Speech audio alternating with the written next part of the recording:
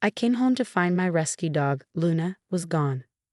We gave her to a shelter because pets are too expensive when we could use that money for bills, Mom said without emotion. I nodded and replied, bills are important. They didn't know Luna was a certified service dog worth $25,000, and giving her away had just cost them everything I'd been paying for. The silence hit me the moment I opened my apartment door, not the comfortable quiet of evening settling in, but the hollow, wrong emptiness of something vital missing. I stood frozen in the doorway, keys still dangling from my fingers, scanning the living room where Luna should have been waiting. Her bed was gone from its spot by the window. Her favorite rope toy, usually scattered across the hardwood floor, was missing. Her food and water bowls, normally positioned precisely by the kitchen counter, gone. Even the scratches on the wood where she played tug-of-war. Everything had been erased, as if she'd never existed. Luna? I called though my chest was already tightening with the certainty that she wasn't there. The apartment had that vacant, deliberately empty feeling that spaces get when someone has systematically removed every trace of a presence. I walked through each room methodically, checking closets, under beds, behind furniture. Part of me hoped she was hiding, playing some impossible game. But Luna didn't hide. She was always there when I came home, tail wagging, body wiggling with excitement, ready to perform her job. My phone buzzed against my hip. A text from Mom. Come over when you get home. Need to talk. The 20-minute drive to their house felt like hours. My hands remained steady on the steering wheel despite the cold dread settling in my stomach like lead. 15 years of crisis management training had taught me to compartmentalize emotion from action. But this felt different. This felt personal in a way professional emergencies never did. Their house looked exactly the same as always. The yellow porch light cast familiar shadows across the front steps I climbed thousands of times as a child. Mom's flower beds were still meticulously maintained, despite their constant complaints about money. Dad's truck sat in the driveway, the same one I'd helped him buy when his old one finally died. But when Mom opened the door, her expression was flat, almost businesslike. No warmth, no concern for why I might be there. Just the slight impatience of someone who had a task to complete. Where's Luna? I asked, without stepping inside. We gave her to a shelter, she said, as casually as if she'd told me she'd rearrange the living room furniture. Pets are too expensive when we could use that money for bills. The words hit me like a physical blow. I felt my chest constrict, my breathing become shallow and rapid. Luna, who slept beside my bed every night, her presence the only thing that allowed me to sleep without nightmares. Luna, who sensed my panic attacks before I did and knew exactly how to respond. Luna, who'd been my constant companion and lifeline for 3 years. Which shelter? My voice came out steady, professional, years of training taking over when emotion threatened to overwhelm me. Does it matter? Mom shrugged, stepping back to let me inside. We needed the money you spend on her food and vet bills. Dad's medication costs are going up again. And you know how tight things have been. I nodded slowly, calculating.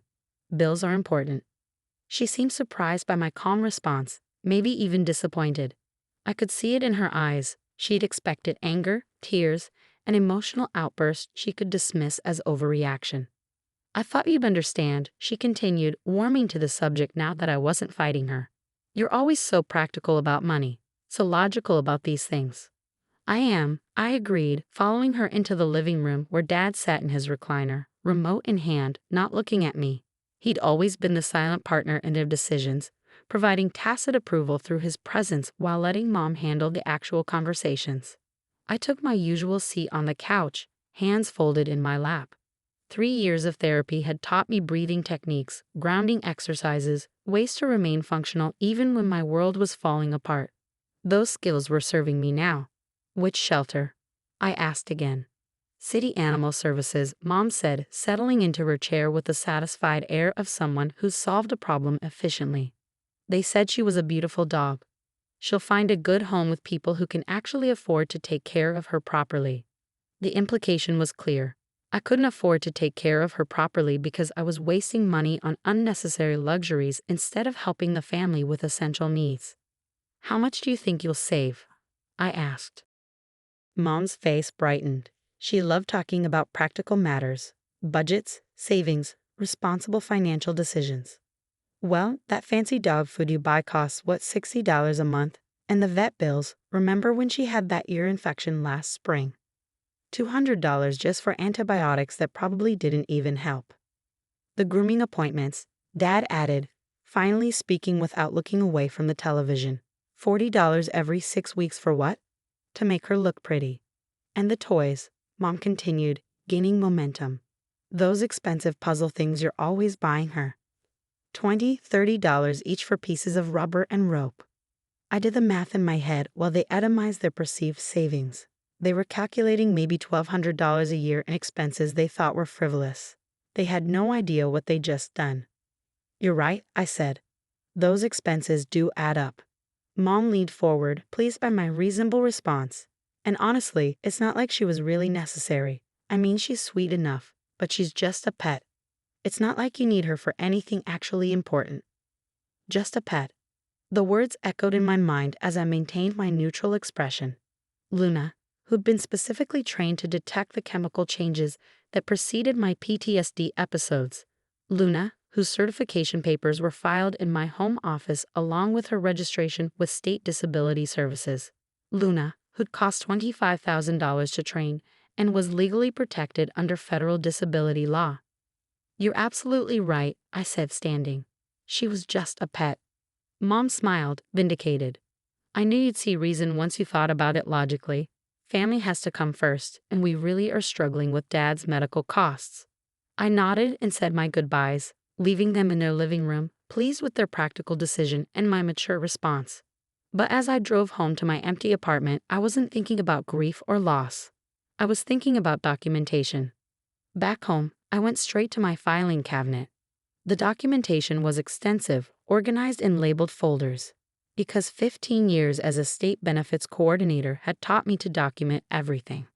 Luna's certification papers from the Service Dog Academy in Colorado. Her registration with State Disability Services. The federal paperwork that classified her as durable medical equipment, not a pet. The psychological evaluation that had qualified me for a service dog in the first place. Most importantly, the contracts and receipts showing exactly how much I paid for her training and the legal documentation of her status under the Americans with Disabilities Act. I never told my parents about the PTSD, never explained why I sometimes went quiet during loud conversations, why I preferred corners of restaurants, why certain sounds made me freeze momentarily. They thought Luna was an expensive indulgence, a young professional's impulse purchase of a designer dog. They had no idea she was the reason I could function normally, sleep through the night, leave my apartment without anxiety attacks. But they were about to learn. I opened my laptop and began documenting everything, screenshots of the text message summoning me to their house, a detailed account of our conversation including direct quotes about Luna being just a pet and not necessary and the name of the shelter where they'd taken her. I also opened another folder on my desktop, one I'd hoped never to use. For the past 2 years, I'd been their financial safety net, not through any formal arrangement or family contract, but through the steady stream of emergencies they brought to me with increasing frequency. Dad's prescription medications when insurance didn't cover the full cost, Mom's car repair when the transmission finally gave out, the property tax bill they'd somehow forgotten about until the notice arrived, the utility shoot-off warnings when Dad's hours got cut at the plant. I kept receipts for everything, not out of suspicion or any plan to use them against my family, but out of pure habit. 15 years of processing benefit claims and disability applications had trained me to document every transaction, every conversation, every decision. It's just how my mind works now. The total was staggering. $63,412 over 24 months. Money I'd given freely, without question, without keeping score, because they were family, because I had a stable job with good benefits and they were struggling, because I thought it was the right thing to do. I pulled up my banking app and began making changes. The automatic transfer that covered Dad's medication copays canceled. The joint savings account I'd set up for their emergencies closed. The credit card I co-signed for Mom's medical expenses suspended. The direct deposit that covered their internet and phone bills terminated. Every single financial connection between us severed with a few taps on my phone screen. Then I called City Animal Services. Animal Services, this is Jennifer speaking. Hi, I'm calling about a dog that was brought in today, a golden retriever mix named Luna. Let me check our intake records. Yes, she's here. Beautiful dog, very calm and well trained. Are you interested in adoption? She's mine, I said. She's a certified service dog, and she was taken from my home illegally. The pause was longer this time. Sir, the people who brought her in said she was their dog. They had to surrender her due to financial hardship. They lied. I have all the documentation. I'm coming to get her. It took 3 hours and a stack of paperwork to sort out. Luna's certification from the Service Dog Academy, her registration with State Disability Services showing me as her designated handler, the federal documentation establishing that service dogs cannot be surrendered by anyone except their trained handler. Most importantly, the psychological evaluation and medical records proving my disability and need for her services. When they finally brought Luna out from the kennels, she nearly knocked me over with excitement, her whole body wiggling, tail whipping back and forth, a high whine of joy escaping her throat. She knew. Somehow, she always knew when I needed her most. I'm so sorry, Jennifer said, watching our reunion with obvious discomfort. We had no idea. The people who brought her in were very convincing. They seemed genuinely concerned about the cost of caring for her. They were concerned about costs, I replied, clipping Luna's leash to her collar. They just weren't concerned about the consequences. The drive home felt like emerging from underwater, Luna in her usual spot in the passenger seat, her head out the window, everything returning to its proper order. But something fundamental had changed. The boundary my parents had crossed wasn't one you could uncross with apologies or explanations. My phone started ringing around 9 p.m. Mom first, her voice sharp with panic. The bank says there's a problem with the emergency account, she said without any greeting. Which account? The savings account, the one where you put money for Dad's prescriptions and emergencies. I closed it, I said, scratching behind Luna's ears as she settled beside me on the couch. You what? Why would you do that? You said pets were too expensive and that money should go to bills instead. I'm following your advice. That's completely different, Mom snapped. That money is for actual emergencies, for necessities. Like giving away someone's service dog. Silence. Then, very carefully, service dog. Luna is a certified service dog, Mom. She costs $25,000 to train. She's federally protected medical equipment, not a pet. And you gave her away to save $60 a month on dog food. More silence. I could hear Dad in the background asking what was wrong, his voice muffled but increasingly agitated. We didn't know, Mom said finally, but her voice lacked conviction. You never asked. You just decided you knew better and took her. Well, you got her back, so what's the problem? Why are you punishing us for an honest mistake? The problem. I looked at Luna, who was watching me with those intelligent brown eyes, reading my stress levels, ready to perform her trained responses if my anxiety spiked. The problem was that for 6 hours today, I'd lost the one thing that allowed me to function independently. The problem was that my own parents had treated my medical equipment like disposable property they could redistribute at will. The problem is trust, I said. I can't trust you anymore. Dad called an hour later, his voice strained and panicked in a way I'd never heard before. The pharmacy says my insurance card isn't working for the copay. That's because I'm not covering the copays anymore. What do you mean? You set up that automatic payment system. I canceled it. You wanted to save money by getting rid of Luna. I'm saving money by not covering your medical expenses.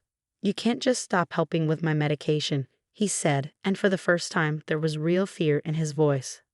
I need those pills. Then you should have thought of that before you gave away my dog. She's just a dog. She's a $25,000 service dog trained to assist with my disability. But you decided she was just an expensive pet you could get rid of. The line went quiet. I could hear him breathing, processing. We made a mistake, he said finally. Yes, you did. A very expensive mistake. My brother Trevor called the next morning. 2 years younger, perpetually broke, always calling with some crisis that required immediate financial assistance. Mom says you're being psycho about some dog, he said without preamble. Mom says a lot of things. Come on, man, it's just a dog. They're really struggling with bills right now. Then they should get jobs that pay better. Or maybe you could help them for once instead of asking me for rent money every month. I don't have money like you do. I don't have money like me either anymore. I spent it all on a family that doesn't respect me. That's dramatic as hell, Trevor said, but his voice lacked its usual confidence. Is it? When's the last time you helped them with anything besides asking me to help them? I help in other ways. Name one. Silence. I didn't think so, I said. But somehow it's always my responsibility to fund their lifestyle while they make decisions about my property. The real explosion came on Saturday morning. I was at the dog park with Luna, working through her training exercises. The specific routines that kept her skills sharp and reinforced our working relationship when my phone rang. Mom, her voice shrill with panic. The mortgage payment bounced, she said without any pleasantries. That's unfortunate. Don't play games with me. The bank says there's insufficient funds in the account. That's because I'm not covering the mortgage anymore. You have to cover it. We'll lose the house. Then you shouldn't have given away my dog.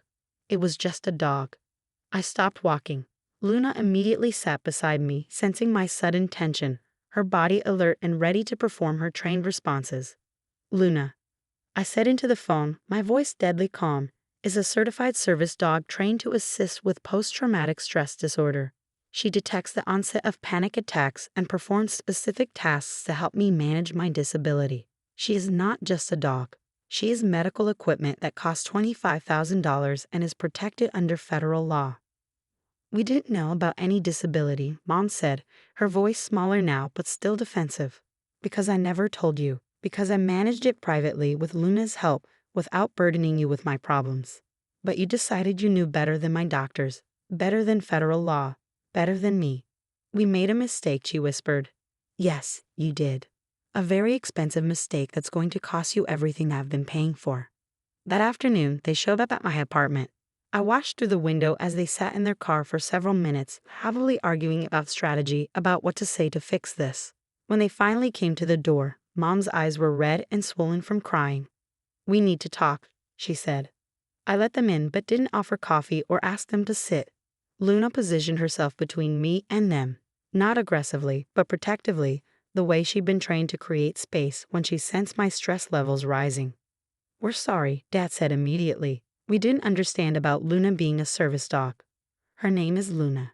Right, Luna. We didn't understand about her being medical equipment. What did you understand? I asked. They exchanged glances. Mom spoke first, her voice careful and measured. We thought you were just spoiling her. Spending too much money on an expensive pet when family needed help with basic necessities. So you took her. We thought you'd understand once you had time to think about it, Dad added. Family should come first. Blood is thicker than water. Family, I repeated. When did you decide I wasn't family? That's not fair, Mom protested. Isn't it? You made a decision about my property without consulting me. You gave away something that belonged to me because you decided it wasn't important. When did family start meaning you get to make unilateral decisions about my life? Trevor appeared in the doorway behind them. Apparently, this was supposed to be an intervention. Look, he said, stepping inside uninvited. Everybody made mistakes here. But cutting off Mom and Dad completely is just cruel. They raised you. They're family. I'm not being cruel. I'm protecting myself. From what? Your own family? I gestured to Luna, who was still monitoring the situation carefully, reading the tension in the room and my elevated stress levels. From people who think my medical equipment is disposable. From people who take my things without asking because they think they know what's best for me. From people who think my money is their money but my decisions don't matter. It's not like that, Mom said, tears starting again. Then explain how it is. She couldn't. None of them could articulate a version of events that didn't involve them taking my property and giving it away without permission. We need the money back, Dad said finally, abandoning pretense. The mortgage, the utilities, the insurance premiums. We can't afford any of it without your help. Then you should have thought of that before you gave away Luna. We said we were sorry. What more do you want?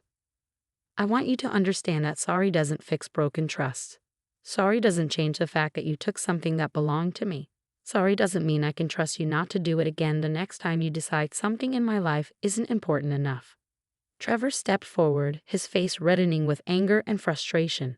You're really going to let them lose their house over a dog? I'm protecting myself from people who steal from me, I said. Whether you call her a dog or medical equipment or a purple elephant, she belonged to me and you took her. We gave her back. After I threatened legal action. After I had to prove she was a service dog. After I spent 6 hours tracking down my own property and providing documentation to get her released. Luna pressed against my leg, sensing my rising stress levels. I took a deep breath, letting her presence ground me the way she'd been trained to do. Here's what's going to happen, I said, my voice calm and final. You're going to figure out how to pay your own bills. You're going to respect my property and my decisions. And you're going to understand that I am not your personal bank account to be accessed whenever you decide my priorities are wrong. And if we can't, Mom asked through her tears, then you'll face the consequences of your choices, just like I've been facing the consequences of trusting you. They left after that, but not before Trevor tried one more guilt trip about family loyalty and abandoning the people who raised me. I closed the door on his speech and engaged both deadbolts. The weeks that followed were chaotic for them, peaceful for me, phone calls I didn't answer, text messages I deleted without reading, voicemails full of increasingly desperate pleas for help, for understanding, for just one more chance. I blocked all their numbers. The house went into foreclosure proceedings within 6 weeks. Dad's medication costs forced him to choose between pills and groceries. Mom's car broke down and stayed broken because they couldn't afford repairs. Trevor moved back in with them, 3 adults crammed into a failing household, all of them learning what life actually costs when someone else isn't subsidizing it. I heard about their situation through my Aunt Carol, who called to lecture me about family responsibility and Christian forgiveness. They're your parents, she said, her voice heavy with judgment. You can't just abandon them like this. They abandoned me first, I replied. They just didn't call it that. They made one mistake. They stole my medical equipment, I interrupted. They took something that helps me manage a disability and gave it away to save money on dog food. Would you be having this conversation if they'd pawned someone's wheelchair? 6 months later, I got a call from an unknown number. Against my better judgment, I answered. This is Attorney David Walsh, the voice said. I represent your parents in their bankruptcy proceedings. Congratulations. Mr. Henderson, your parents are facing complete financial ruin. They're going to lose everything they own. I'm aware. They've asked me to contact you about a possible family settlement, some kind of arrangement that might help them avoid complete bankruptcy. I was quiet for a moment, watching Luna sleep peacefully in her bed beside my desk. Content safe, exactly where she belonged. Mr. Walsh, I said finally, my parents gave away my service dog to save $60 a month on dog food. They thought my medical equipment was disposable property they could redistribute. Does that sound like people who understand the concept of family arrangements? I understand there was a misunderstanding about the dog. There was no misunderstanding. There was theft, and now there are consequences. I hung up and blocked that number too. A year later, I saw Mom at the grocery store. She was using food stamps, her cart filled with generic brands and managers' special markdowns. She saw me too, her face cycling through shame, anger, and something that might have been hope. She'd approached slowly, like someone approaching an unpredictable animal. How are you doing? She asked quietly. I'm well. Luna's well too. She flinched visibly at Luna's name. I heard you bought a house. I did. Big yard, quiet neighborhood. Luna loves having space to run. That's good. That's really good. We stood there in awkward silence, other shoppers moving around us, the weight of everything unsaid hanging between us like a physical presence. I want you to know, she said finally, that we understand now. About Luna, about what she really means to you. Do you? We were wrong. We made a terrible mistake. I nodded. Yes, you did. Is there any way? Can we fix this somehow? I looked at her, really looked. The woman who'd raised me, taught me to ride a bike, helped with homework, bandaged scraped knees.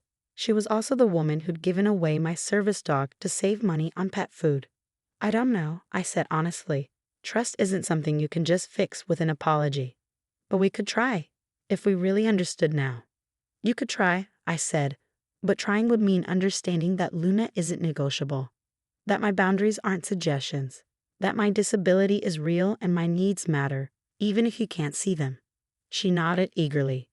We understand that now. We really do. Do you? Because a year ago you thought I was being dramatic about just a dog. What's actually changed besides your financial situation? She was quiet for a long time, processing the question. Finally, living without you changed things. Seeing what it really costs to handle everything ourselves. And Luna? Luna is. She's important to you. More important than we understood. She's not important to me, I corrected gently. She's necessary for me. There's a difference. I left her there in the cereal aisle, still processing that distinction. When I got home, Luna was waiting by the door, tail wagging, ready for our evening walk. I clipped her leash to her collar, and we headed out into the fading golden light. 2 blocks from the house, my phone buzzed with a text from an unknown number. A photo of a German Shepherd mix in a shelter cage, along with a message. Saw this guy at the pound today. Thought you might want to give him a home too. It was from Trevor, his first attempt at contact in over a year, and he was suggesting I adopt another dog. As if one service dog was interchangeable with any random shelter animal. As if he still fundamentally didn't understand what Luna actually was or why she mattered. I deleted the message without responding and kept walking. Some people never learn, never change, never grow. But that was their limitation now, not my problem. Luna looked up at me, sensing my brief spike of irritation, then wagged her tail and returned to her investigation of interesting scents along the sidewalk. Content in her work, secure in her home, exactly where she belonged. And for the first time in years, I was exactly where I belonged too.